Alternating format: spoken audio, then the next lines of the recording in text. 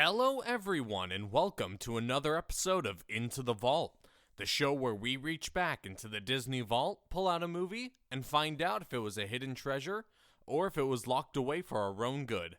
I'm your host, Garrison MacCraw, and we're doing a little Minisode today. I'm in kind of a Spider-Man-y mood. I've been playing the new Miles Morales game for the PlayStation, and I'm here at the studio all on my lonesome today, so I reached out on my Instagram and asked if anyone had any recommendations of things for me to watch, to review any like short form things, TV shows, Disney shorts, anything like that. And Spencer Bullen suggested the crossover episode of Ultimate Spider-Man with the show Jessie. I had completely forgotten that this happened, so I decided yes, this is the perfect mixture of just total randomness and just dumb. Of course I want to watch this. Of course I want to review it. So a little bit of background on both shows. Ultimate Spider-Man originally aired in 2012 and lasted all the way until 2017. It was kind of controversial when it came out because Disney had just gotten the rights to all of Marvel stuff, so they started to create their own Marvel television series. They ended an animated show called Spectacular Spider-Man that a lot of people were big fans of. I didn't get to watch it, and it's nowhere to be found. I still want to see it really bad. But the creator of that show created a lot of other shows that I love. He was heavily involved with Young Justice and Star Wars Rebels, and a lot of really good animated things. So Ultimate Spider-Man came out for Disney as kind of their intro into here's our Marvel television. And people didn't love it. It's very, very jokey, but not in like the normal Spider-Man jokey way. I don't know how to explain it. It's kind of dumber humor. A lot of sound effects, like Spider-Man gets scared and they'll do like a chimp noise. They'll cut to little chibi versions of themselves. I don't know if that's how you say it. Like, to do like a funny bit. It was a bit of a controversy in the superhero animation community when it first aired. And then you have Jessie, which this episode crosses over with, which was a Disney Channel show all about a woman in her 20s who babysits for, or becomes the nanny for 4 super rich kids who are all adopted, so they're an eclectic bunch, I suppose you could say. So, 2 universes that really seem to meld together and fit together really well. And of course, this isn't the first time Disney's done a Marvel / another Disney Channel property crossover. They had done it with Phineas and Ferb, with Phineas and Ferb Mission Marvel, which is super fun. Phineas and Ferb is just a very smart show already, and a very abstract universe of heroes and villains and science and magic and possibilities. Jessie, on the other hand, was as grounded as a Disney Channel show usually is, which isn't super grounded in our reality, but it doesn't quite reach the extent of a superhero universe, a superhero animated universe. It is a very jarring thing. This episode is called Halloween Night at the Museum, referencing the movie Night at the Museum for some reason. And it starts off with Spider-Man saving the day from something or other, fighting villains. And he's like, man, I'm so happy. It's Halloween night. It should be noted that Spider-Man's voiced by Drake Bell from Drake and Josh. So imagine that. It's Drake and Josh's Drake Bell as Spider-Man. Like, hey, I just finished fighting some bad guys. Now it's time for me to do what I wanted to do on Halloween. Go to a museum. The classic Spider-Man that we all know and love. And he shows up, and they just opened a new Camelot zone? What do you call that? Wing? A new Camelot part of the museum. And he's like, it's Halloween night. No one goes to museums on Halloween night. And he shows up, and there's only one other group there. It's Jessie and her 4 kids she babysits: Emma, Luke, Ravi, and Zuri. I remember seeing commercials for this episode, and I assumed this would be some sort of dimensional portal situation where, like, these are not the same universe. Like, a dimension would open and either Spider-Man would fall into theirs or they'd fall into Spider-Man's or something. Nope, it's just Jessie and the kids in the museum in New York, implying that Ultimate Spider-Man and Jessie have already taken place in the same universe. And I didn't watch a lot of Jessie, and I didn't watch any Jessie of my own accord. I had siblings, so sometimes it would be on. I would catch it. It was a little after my time in terms of Disney Channel sitcoms. But I don't think they ever reference the fact that Spider-Man exists in this universe ever again.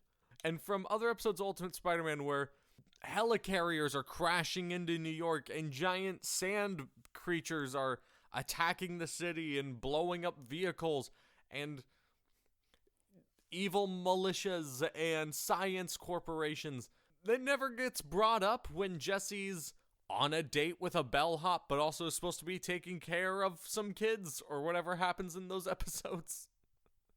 It never comes up. They're never like, it's so weird that yesterday Spider-Man and Green Goblin had a chase through the whole city, and there were superheroes, and then Captain America showed up and had to punch Red Skull in the face and save the city. Man, I hope they rebuilt the roads from all those Avenger battles so we can get Luke's math teacher here on time. So yeah, they're all in this museum because Jessie wanted to also see the Camelot thing. The security guard basically tells them it's closed, there's no entry, and then Spider-Man walks in, still dressed as Spider-Man because it's Halloween, so he can dress however he wants. The fact that this episode takes place on Halloween is almost inconsequential, by the way. Just like the fact that they used Jessie characters is inconsequential.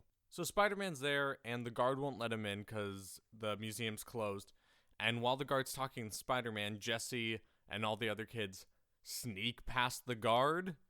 You know how you love to sneak into closed museums because you're just so excited on Halloween night to see the new Camelot exhibit?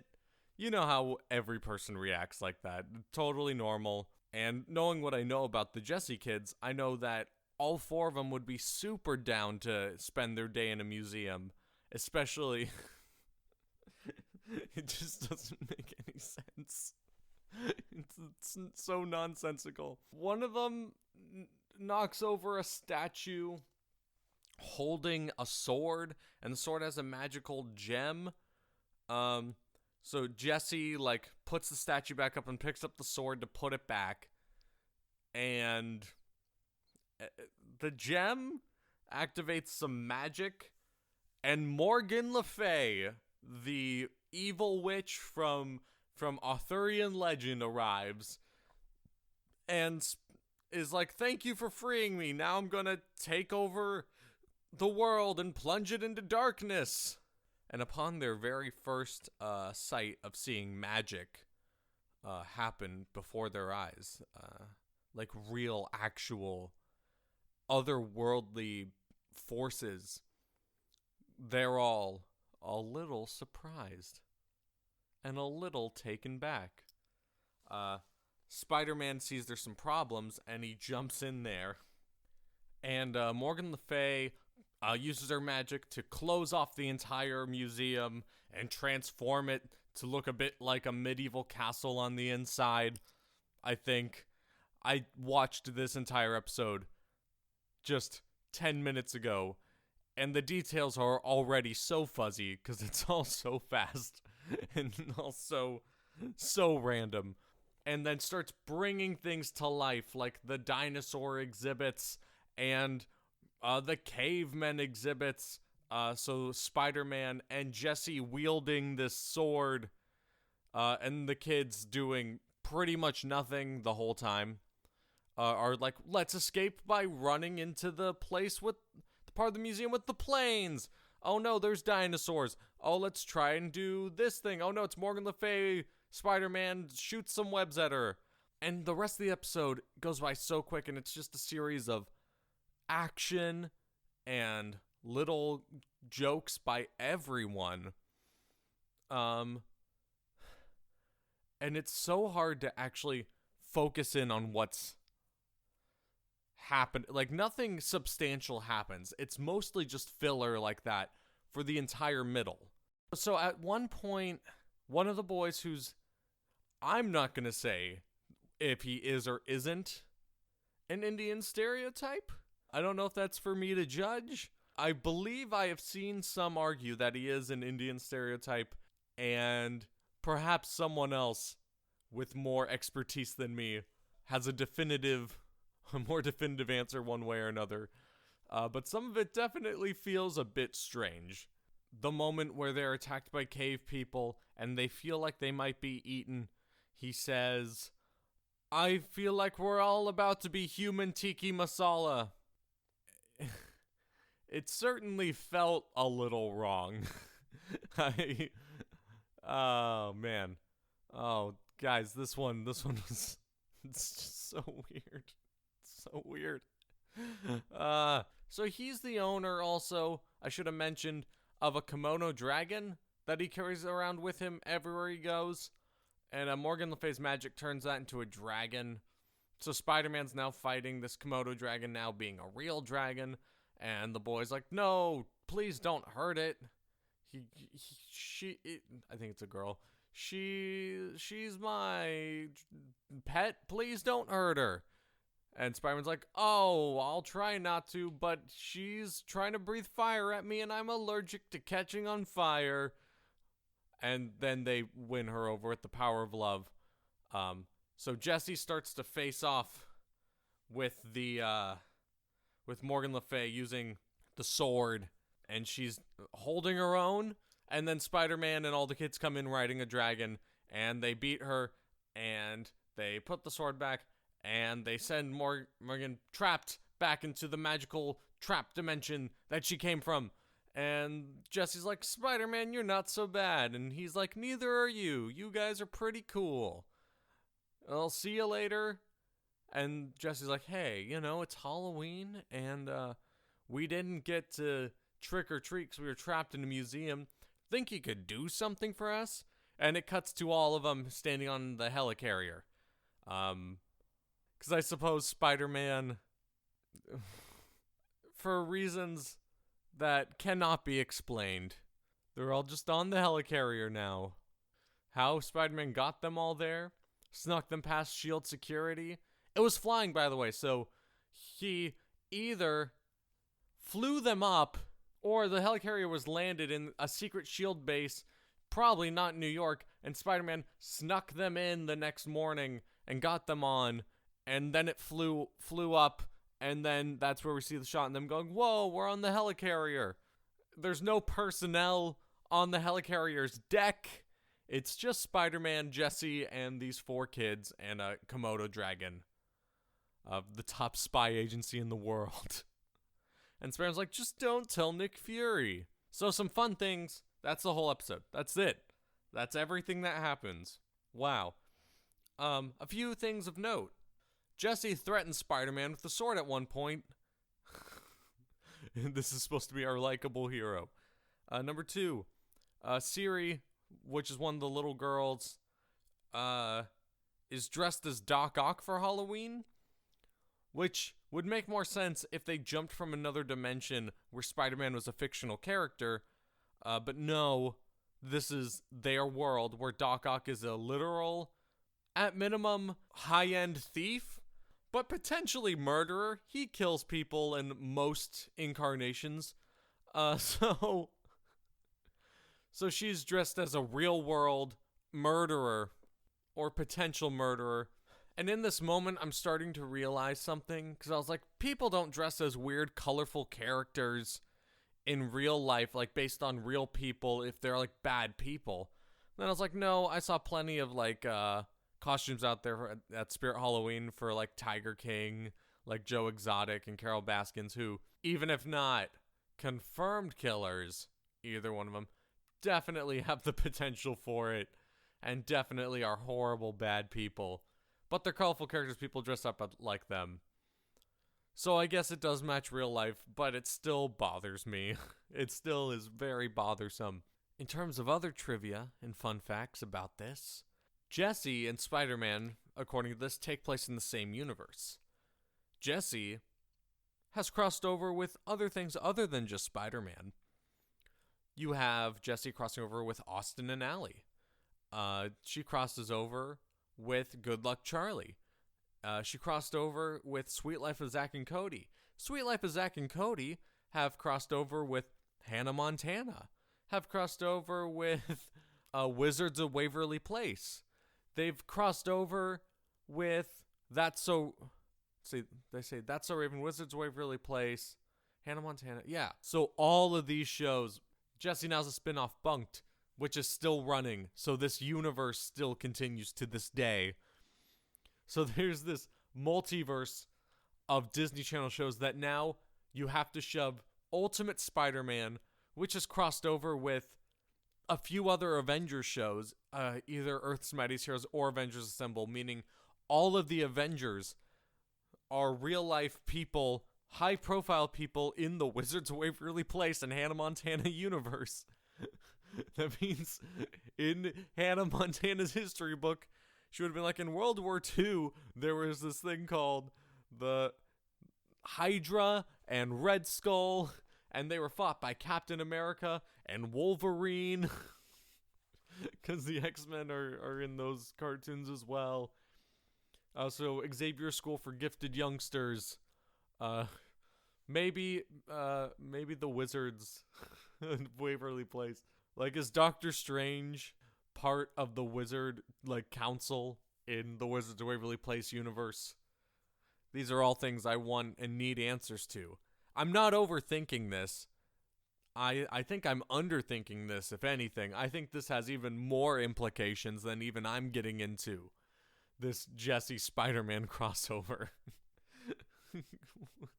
There's also no reason that it needed to be Jessie at all. Like, there was never a moment where I'm like, oh, that's a specific moment where it was fun to have Jessie be there or one of the kids be there. Like any other crossover for Disney Channel, like I saw the Hannah Montana, That's So Raven one, and you couldn't have replaced those characters with a generic version of that character. It had to be those characters for the crossover to work, for the jokes to work, for the storyline to function. If you replaced any one of these Jessie characters with just a different girl who's a babysitter and they're stuck in Museum of Spider-Man, it would have been the exact same. There was no specific moments that lended it to need to be those characters. And I think that's the mark of a true crossover, is does it need to be these characters here? And while I'm on the subject of Disney Channel crossovers, this isn't even the worst one to me. I'm not going to get too into it in this one because I think maybe this would make another great Minisode in the future. But the Lilo and Stitch universe, Lilo and Stitch, the series, had at least 4 or 5 crossovers with other animated shows. If you already know them, great. If not, I might leave it at that so I can come back to it. Because the implications of all of these shows being in the same universe is almost even more wild, or at minimum just as wild as this one. Disney does not think through its crossovers at all. I'm not going to build a ride for this. I'm not going to. So, would I say this is a hidden treasure, or should it be locked away? Lock it away. It's terrible. This is really bad. The animation is okay. I don't think the characterization of Spider-Man is that great. The Jessie isn't even a great show anyway, I don't believe. It didn't add anything to being in a Spider-Man property. The only good I can see from this is the fact that those kids got to be characters in a Spider-Man cartoon, which is cool for them. But I can't really judge this based off of what is cool for a few of the actors in the piece. No, it's bad. This is really, really bad. It is almost funny how bad it is. Oh my god. Gray Delisle Griffin, who is the voice actress of many high-profile cartoon characters, voiced Morgan Le Fay in this, and she did a good job, but she always does a good job. Don't even watch it for her, because she's in every cartoon, so just watch any other cartoon if you want some good Gray Delisle Griffin. Thank you for joining me on this downward spiral where I lose my mind at the insanity that is the Jessie Spider-Man crossover. We have about 1 or 2 regular episodes coming out for you soon, and then we're going to be getting into the Christmas spirit.